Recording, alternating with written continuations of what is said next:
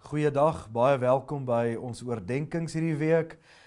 Ons oefening vir hierdie week, ons praat hierdie week oor, is die tema iets van hoor die stem van die Here. En in Matteus 5 vers 3, met die bergpredikasie, kom Jesus en hy sê vir die mense, salig is hulle wat arm van gees is, want aan hulle behoort die koninkryk. En dit gaan oor nederigheid, dit gaan oor, het jy 'n nederige hart? As jy 'n nederige hart het, kan jy my stem hoor.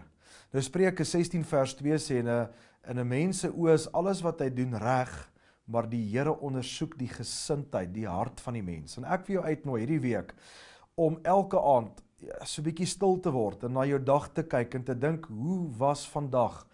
Het ek vandag nederig opgetree? Het ek 'n nederige gesindheid, 'n nederige hart? Of is daar dalk ander goed in my hart wat na vore gekom het vandag? So na elke dag, hierdie week, word so bietjie stil en vra jouself vir die vraag af en laat die Here toe om jou hart te wys. Is daar nederigheid in my lewe? Geniet hierdie oefening hierdie week. Totsiens.